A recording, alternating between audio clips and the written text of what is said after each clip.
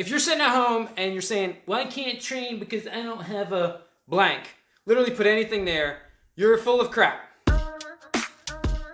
After we made the video on how to make your own double end bag, it got me thinking that a lot of people are probably sitting at home saying something like that. And the reason that that's a BS excuse is because you're only limited by your own creativity. If you choose not to train, it's because you chose not to train. It's not because you don't have a certain piece of equipment. And now there's some things that you maybe can't do. Like maybe you can't spar. Maybe you feel like you can't hit pads, or your kid can't hit pads or whatever. Or maybe you want your wife to hold pads for you, but you don't have them. And if you're having trouble getting your wife or girlfriend to hold pads, go ahead and put her on for a second. Yeah, hey, how are you? My name's Mike, and I just wanted to let you know that one way to firm and tone your shoulder area is to hold pads for your boyfriend or husband. That'll really give you a nice defined look without making you too big. There, maybe now she'll hold pads for you. But what if you don't have pads? That's easy. That's even easier than getting a hold of pads right now, is getting a hold of random stuff around your house or, at the dollar store.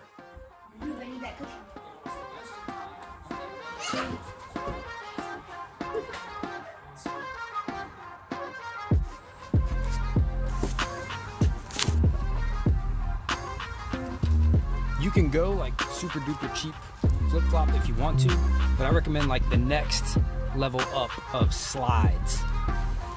Not all noodles are created equal. Not all pool noodles are the same. We're gonna be replacing everything that's on this shelf right here. Belly pad, you're not gonna need it. We're gonna replace the focus mitts.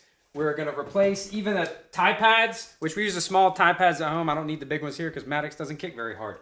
And then even this kick shield. You won't need any of that. Oh, and the hit sticks too. This is usually how we start and how we warm up. I really like working with these. They save your shoulders and they teach good head movement. All this stuff is really cool. I really recommend all these products. Blah, blah, blah, blah. Links in the description below. But we're gonna replace all of this stuff with essentially junk. Pool noodles are the obvious replacement for hit sticks. A lot of people are familiar with pool noodle training, but there's a couple things that you might not know about them. All pool noodles are not the same. These two came out of the same bin, and then the green one is like way firmer than the orange one. This one's really flimsy, which is good. This is good if you want to just give it to all the kids, let the kids hit each other with them and that sort of thing. But for actual like real training, I like something a little bit firmer. The key to cutting these things, you want something really sharp, and you don't want a bunch of little friendly things flying all over the place.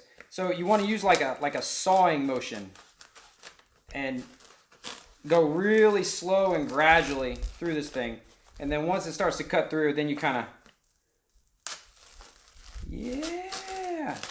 The benefits to the pool noodle is innumerable.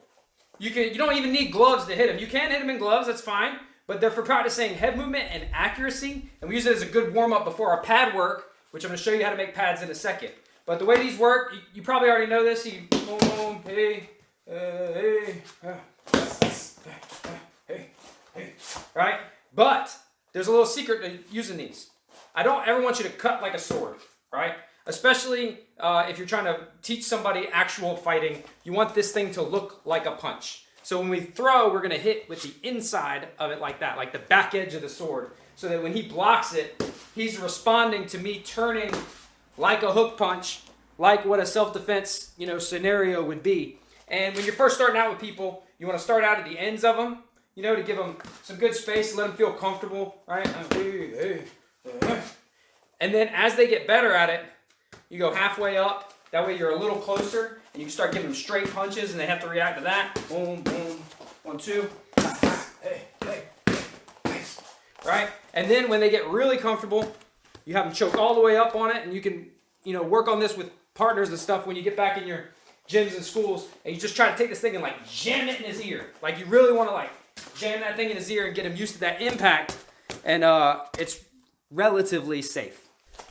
Instead of pads, and you guys that have been behind them walls already know what I'm talking about. We can use behind the walls. Behind them walls. They know what I'm talking about. Use the cheapest, crappiest pair of flip-flops or slides that you can find. But it has to be like cheap ones because you actually don't want any tread on it. Obviously, that'll tear up your knuckles or your gloves, but it can't be ones that you already own. I was holding that in the whole time. Good job. You bought those for this video? Right, yes. You can't use flip-flops that you already own at all. I can't, especially because mine have a bottle opener on the bottom because I spent one summer with on the lake with a bunch of guys who like to spend their dad's money.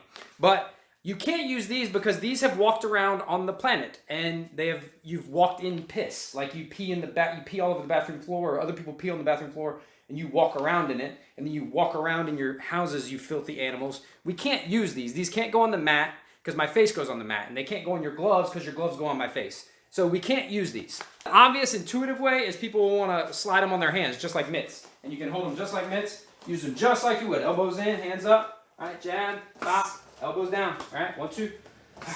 Hey, hey, good. All right, but that hurts your hands, right? Yeah, so he can get his gloves, but now if you don't have gloves, you can hold them like this. This is the other way. I just use them kind of like paddles or kind of like hit sticks, right? Pop, pop, good.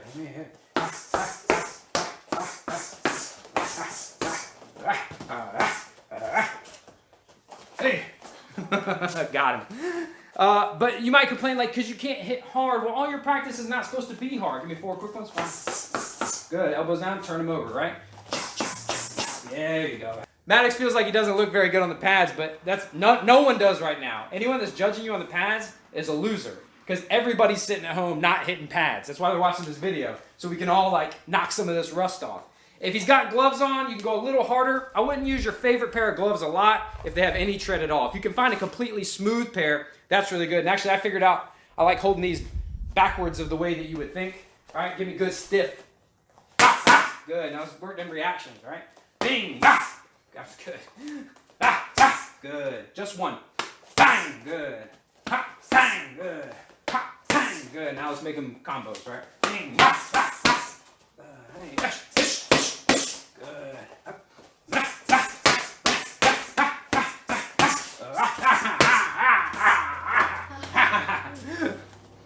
All right, but what about kicking?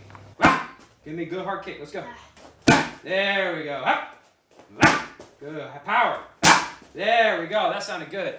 But, if you don't have these, you don't need these. I mean, these are great. Don't get me wrong. You should get a pair. But if you can't get a pair right now, I understand. You don't need them. Kick shield's good, too. Not a lot of people have these, but a kick shield, like, he can chop. No, come on. Chop this thing, man. Let's go. People are looking at you. Chop. There you go. And you could use it as a target. Let me do 1, 2. All right. Good. Push kick. Good. Harder. Push me. There you go. Right? But you don't need this either. People are going to judge us because we have like crumbs and stuff on our couch cushion. But I challenge you to look under your couch cushion and not find crumbs. Right now. Comment below. Go look under your couch cushion and tell me what's under there. That's what I want to know. That's a question for viewers. Huh? I said probably find cockroaches. Probably cockroaches and goldfish and pencils and everything else. Here we kick. Hey, harder. Good, come on, let's go. Good. It feels harder than that one. Really? Like, when you hit it, like, you bounce off more. Come on, hooks to the body. Harder, hands back. Hands back to your face, come on, come on. Come on, don't walk away. There you go, hey. Good. Push kick. Boom, the knee, right? Hey, good shot. That was a little low. This actually works really good. Be creative. Like literally everything around your house could be a weapon. Everything around your house can be a weapon. But everything can be a training aid. Give me like a 1, 2, right? Good, uppercut. Hey, good, hard, man. Hey, dig them knuckles in. Hey, cover up, let's go. Hey, yeah, good, 1, 2. Uppercut. Hard. Hey, harder. Hey, harder. Hey, hey. Ow. God. Ow, I need to hold the handle. Go. Hey, hey, hey. Good shot, good shot. What if I use a hammer? No. I don't care. No, for real. What if you practice your head movement with a hammer? All right? No, you don't want to practice. But stop making excuses. Stop saying you can't train because you don't have this or you don't have that. You don't need anything except your wits and your body. And if you don't have a lot of wits, just watch a lot of Hard to Hurt videos and we will help you. Now, if you want more fitness tips... Wait, Dad, you forgot the belly pad. You ready? Mm-hmm. I'm ready. A little bit harder. Yeah, that's good. That's good?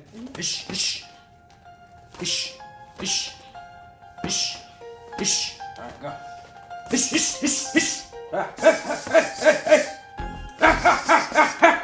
Alright. Come on, breathe. Good, give me a push kick.